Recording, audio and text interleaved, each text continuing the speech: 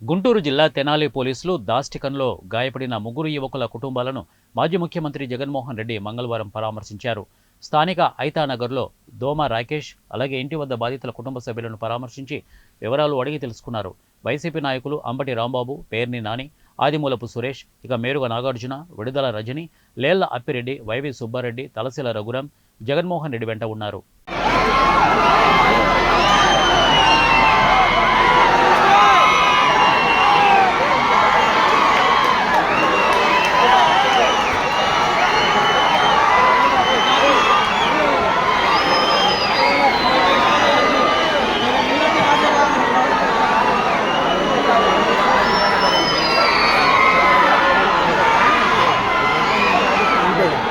ఒక రాజ్యాంగంతో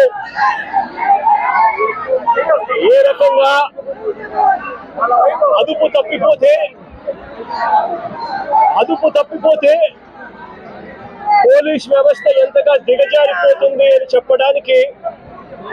నిదర్శనం ఈరోజు తెనాలిలో మన కళ్ళ ఎదుటే కనిపిస్తా ఉన్న సత్యం.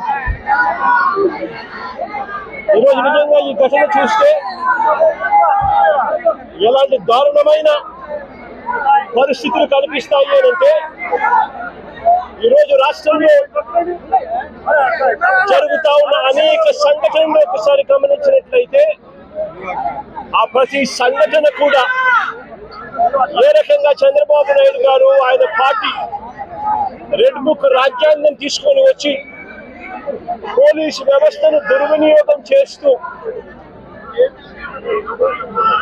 తనకు వ్యతిరేకంగా ఏ గొంతు వినిపించినా కూడా ఆ గొంతు అడగదొక్కే కార్యక్రమంలో భాగంగా ఏ రకంగా చంద్రబాబు నాయుడు గారు దగ్గరుండి వైఎస్ఆర్సీపీకి సంబంధించిన మాజీ మంత్రుల మీద, మాజీ ఎమ్మెల్యేల మీద, నాయకుల మీద, కార్యకర్తల మీద, సోషల్ మీడియా కార్యకర్తల మీద ఏ రకంగా తప్పుడు కేసులు పెడతా ఉన్నాడు,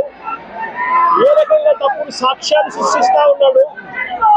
ఏ రకంగా వాళ్ళని జైళ్ళల్లో పెడతా ఉన్నారు,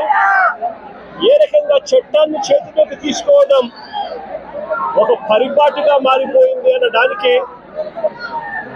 ఈరోజు రాష్ట్రంలో జరుగుతా ఉన్న రెడ్ బుక్ రాజ్యాంగం